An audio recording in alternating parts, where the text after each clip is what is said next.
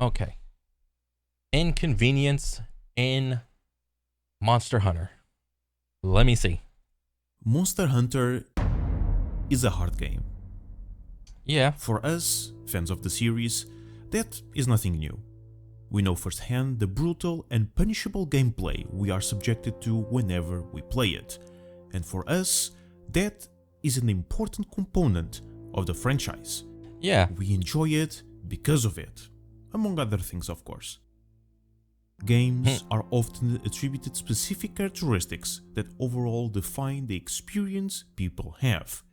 They are descriptive terms that common folk use to identify the main premise of the game itself. Some games are known for being relaxing, charming, or chill. Others are popular for their highly competitive nature, for their Yeah. strong narrative, immersion, bizarre uniqueness, comedy, and of course, their difficulty.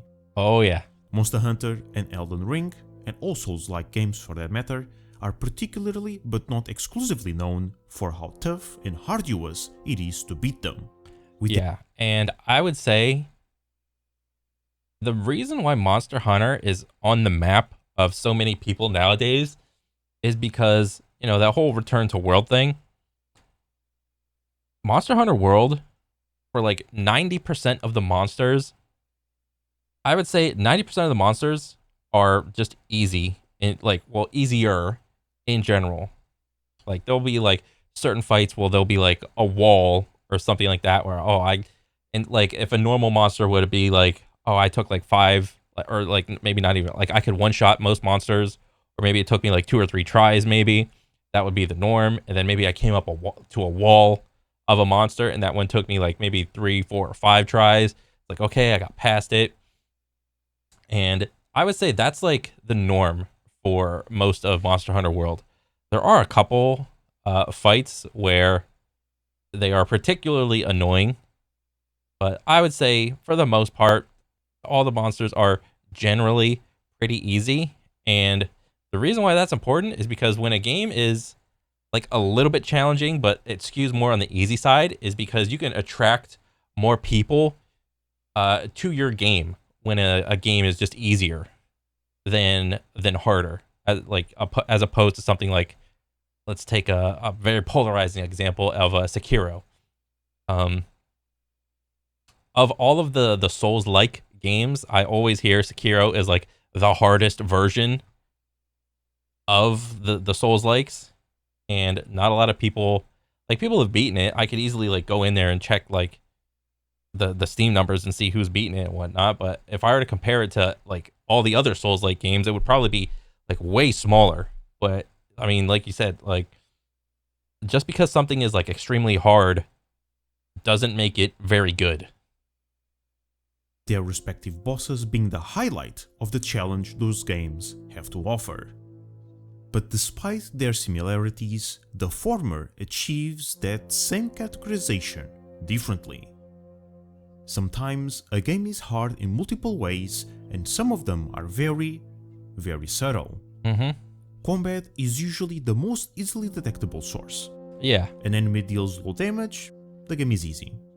Or an enemy deals a lot of damage, the game is hard. It is not a one-to-one comparison obviously, but just from gameplay footage, a game enthusiast can reliably identify just how hard that specific game can be. We all know from experience that Monster Hunter games are hard. The monsters are tankier than us, stronger than us, faster than us. They are a much bigger threat to us than we are to them. Oh, what allows us... Bro, did those hitboxes go through that fucking pillar that dude was climbing? That is fucking annoying. To defeat them are the tools we have and our knowledge and mastery over them.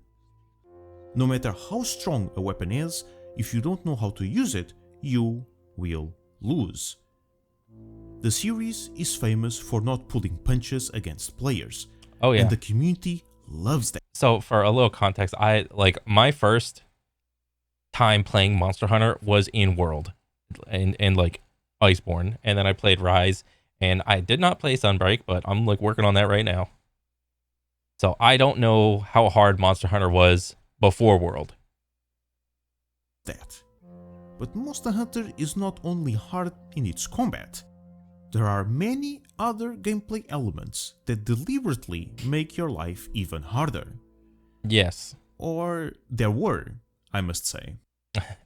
From The what I subject understand, of yeah. accessibility in this franchise is relatively new, but became a lot more frequent in the past few years. With the launch of World came a lot of changes to its formula, with many of them being nominated as quality of life changes. Yeah. A terminology that I'm sure you have heard before. Yep.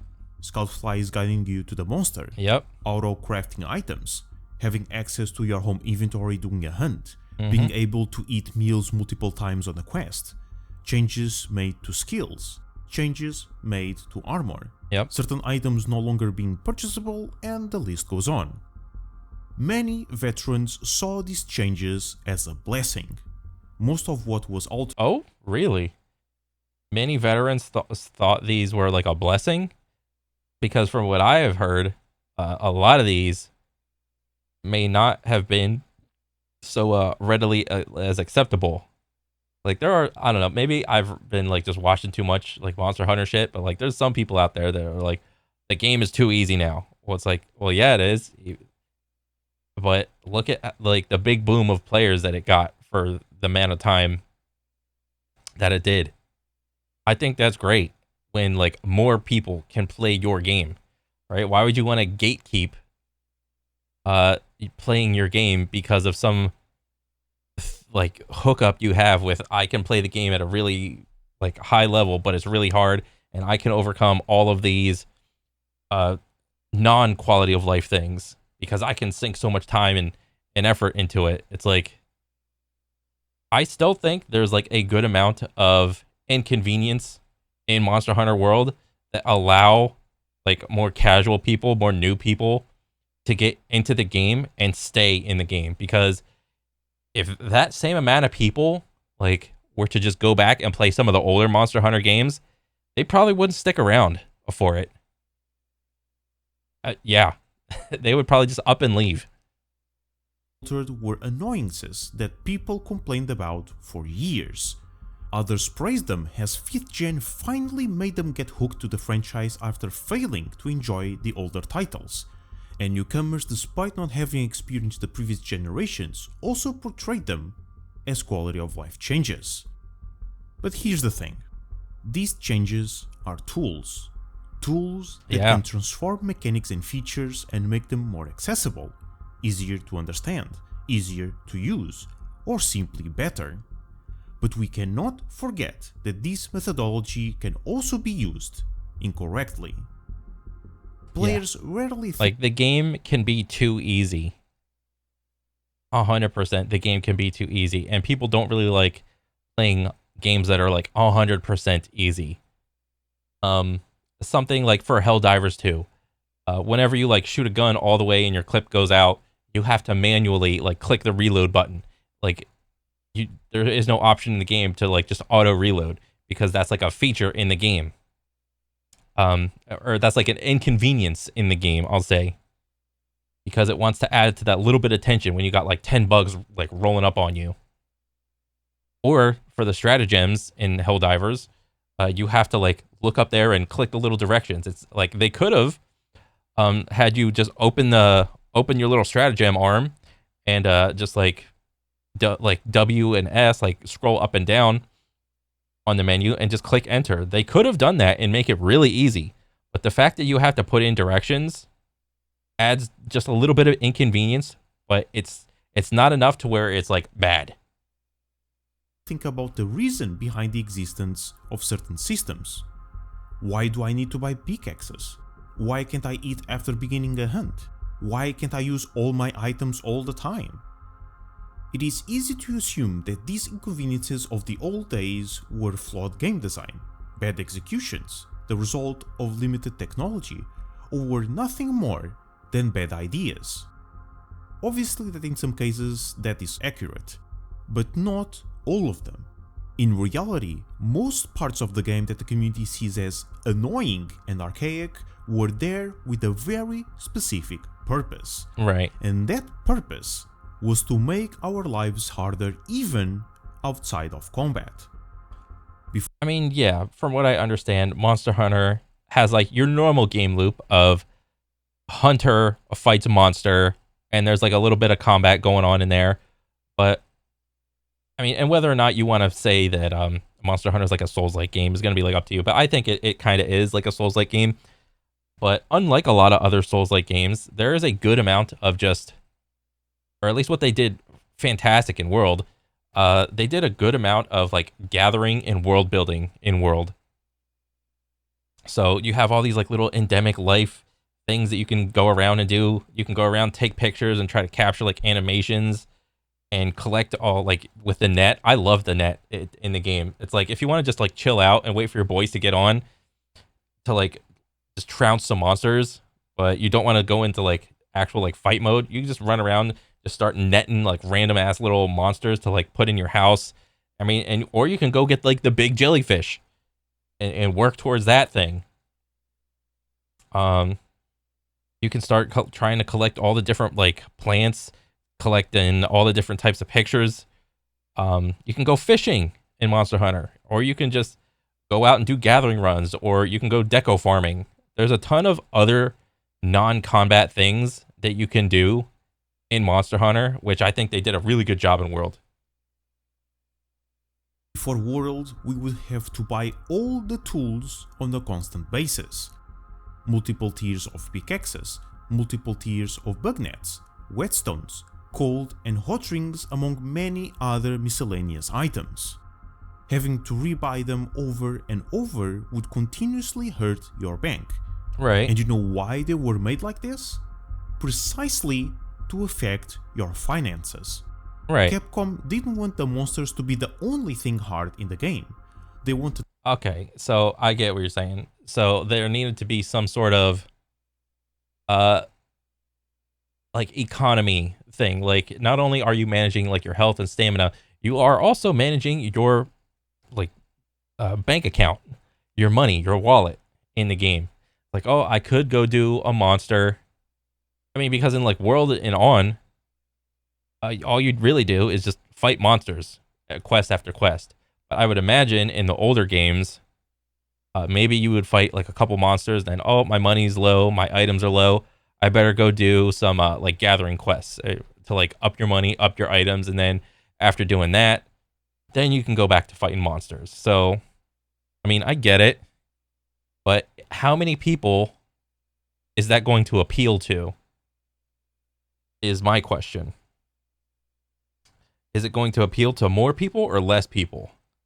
So, yeah. The player to also plan and manage the amount of Zenny they spent per hunt. That was intentional. Bugnets breaking was not a feature to piss you off.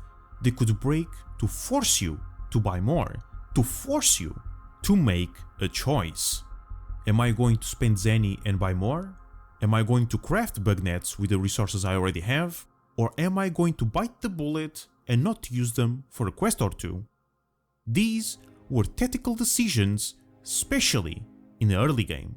Oh, okay. And they were designed this way to educate players how they wanted them to play the game. Right. Preparation was just as important as the hunt itself. Right. And Capcom wanted both aspects to be equally difficult.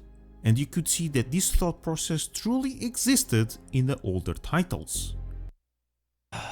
Yes, it existed, but I would say that I think there's like some chart of like the players, like the total player count of like all the Monster Hunter games throughout the years, and it's like the chart looks like this. Let me see. It's like there's like it looks like this, and it's like Monster Hunter. Wow. This is like Monster Hunter 1, 2, 3, 4, and then 5. So it'll be like this many players, and this is like 0, and this will be like, I don't know, like 10 mil or something. There'd be like this many people playing Monster Hunter 1, and then a little more would play like 2, a little more would play 3, a little more played 4, and then here comes 5. It was like I don't know if it's actually 10 mil, whatever the number is. It just doesn't, the number doesn't matter. It's just the game, I would imagine, is like really hard and inconveniencing here, but comparatively, it would probably be getting easier as time goes on. So this will be like hard, and this is like easy. You'll notice the chart does that with how many people played the game. So, I mean, and this is where the argument comes down. Like a lot of the veterans, a lot of the people that played all these inconveniencing Monster Hunters, they're like, oh, go back to the harder one, go back to the harder one. The game's too easy now, so on and so forth. But then you have a lot of new people that are coming in like fresh, and this is like this is World. You have a lot of people that like this style of game where it's easier, and you bring all your items like all your items with you to the hunt. You know, everything you listed before. If you run out of items, just go back to your tent, so on and so forth. And yeah, the reason why that Monster Hunter World was so popular is because it was easier. Now, I think, you know, in Rise that, what was it? They did kind of go a little bit overboard and make it a little bit too easy. I'm still working my way through it again, but we'll see. Aside from what I just said, everything was more expensive. Vastly more expensive.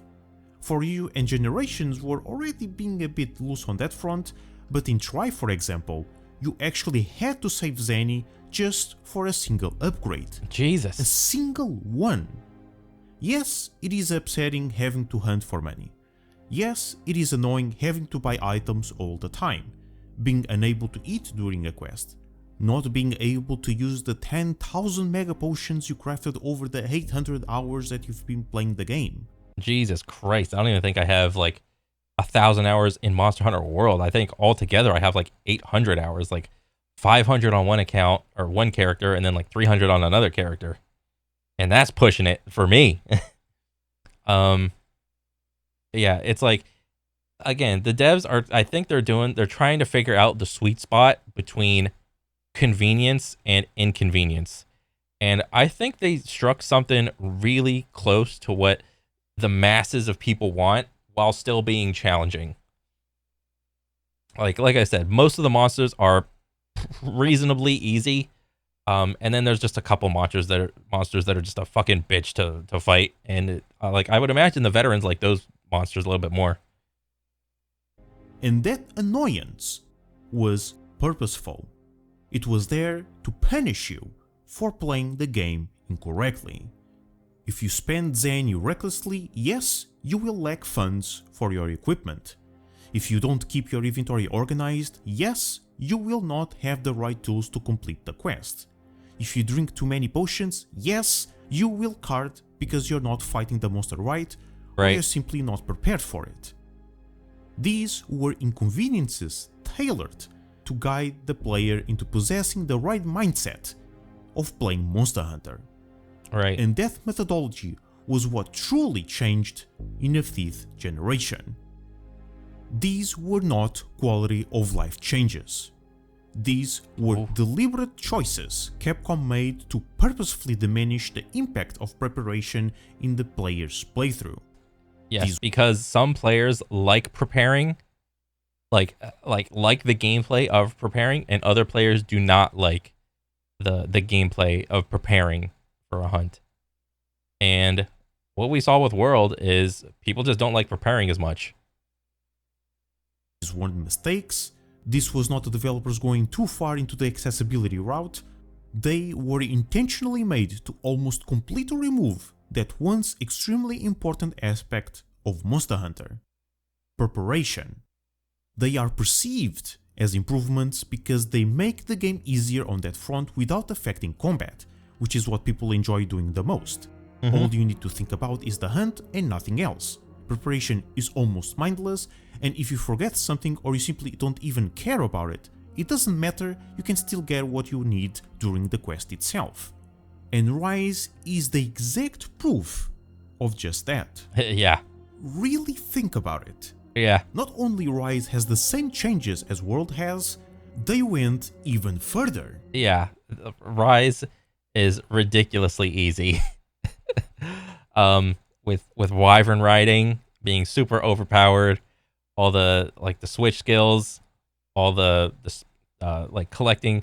Like not only do you get like food buffs, but if you want, you can go around and collect all the little spear birds on every little map to get like super like really buffed, like all your attack, defense, fucking health, even more stam. And by the time you like spend like 3 to 5 minutes going around collecting all the little spear birds, your health and stam bar are like just like so massive. That it makes taking damage during a hunt pretty negligible, I'd say. So in this respect, I think Rise was too easy. I think they need to go back to like the world like version of I don't know, ease or inconvenience. Searching for the monster? No. Your portable hoot will telepathically tell you where the target is. Yeah. Too inconvenient taking 3 seconds mining minerals? Now you take a single swing and there you go. Minerals for days. My theory is that Capcom made this conscious decision in fear that World would not be as successful as it ended up being without these alterations, and they willingly sacrificed all the details surrounding preparation by turning them into a shadow of their former selves, right, making them less annoying and less impactful. And before you start thinking that I'm just a For You fanboy, my first Monster Hunter game was World. I have no nostalgia for the franchise, I had no previous experience, I'm a fiver like millions of other players. Me. But I went back and played many of the previous generation titles. And wait, is that why everybody, like regular people, are called fivers? Because this is like Monster Hunter 5? There's no shot. Like, all the like regular people in the world are called fourvers. Or in 3, they were called 3-vers or 2-vers or 1-vers. There's no way that's real. I experienced the fulfillment of preparing well for a hunt, for managing my finances, by surpassing the difficulty outside of fighting the monsters. That was such an important component of older Monster Hunter, and it is such a shame seeing it gone. And look, I'm not saying that World is a bad game, not at all. 5th gen is not a downgrade. It would be ludicrous to suggest such a thing. Right. They did many things right. But even though it is not a downgrade, World and Rise are a deviation of what the series used to be. Yeah. A different trajectory when it comes to game design. And I mean, and this is what I was saying before. Like, I didn't go back and play Generations EU or the 4th one or whatever, because I just know it's like, it's way too hard. It's way too much of a time investment. And it's like, well, I get the argument that, oh, the developers shouldn't make the game for the new people. They should make the game for the hardcore audience. Well, I don't think that's right either, because when you do that, you just polarize the entirety of like the audience that, like, in all the players that could potentially be players of the game, and you just make them not want to play. And then on top of it, when you don't have a lot of people playing your game, all the content creators for your game are also hurt, because there's not only no one watching the game, nobody's watching the content for the game. So there's that little aspect too. And while that is not necessarily bad, it is diluting the core feeling this franchise used to deliver, and I personally believe that it shouldn't be that way. We don't know all that much about Wilds and how it's going to function, but the teaser shown in December gave us a glimpse of how it can potentially play. And if our assumptions are correct, 6th generation might be the perfect fusion between the innovations of World and the old philosophy Fingers of crossed. past entries. Fingers crossed. But until the summer, we can't do much else but to wait. A huge thank you to my Patreon supporters for supporting the channel and the content I create. If you want to join the ranks, you can do so for only $1 a month. The link will be in the description. Don't forget to leave your thoughts and opinions down below, join our Discord server, engage with the community, and I hope to see you all next time. All right. Cool. Yeah, that's a good ass video, dude. You do bring up good points.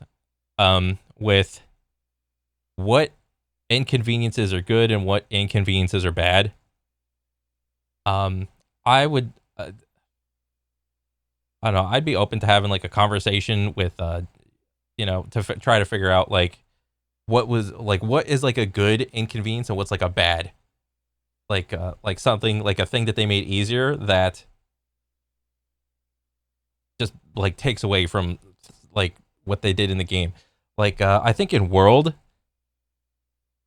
it's very easy to just collect items, but it wasn't uncommon for me in World to have like a gathering set like of armor. And there's people that don't even want to create gathering sets. They just want to be like spoon-fed like all the items all the time with I mean, because you kind of got that with the Steamworks thing in World where you just gamble and then you just get massive amounts of items. But there were certain items at least where you couldn't do that. Like you had to actually farm for certain items still. Like if you wanted like Mega Demon Drug or Mega Armor Skin or whatever, you'd have to get that, was it the Nourishing Extract? And only certain monsters dropped that. You couldn't buy that or anything. So if you wanted that, you'd have to figure out a way to get it. So I don't know. There's like certain things in Monster Hunter World that were like easier and certain things that were harder. And I don't know. But overall, I think this is a good video, good watch, and yep, hoping the best for Wilds when that shit drops. But that's pretty much it for me. I'll catch you guys on the next one. All right, later.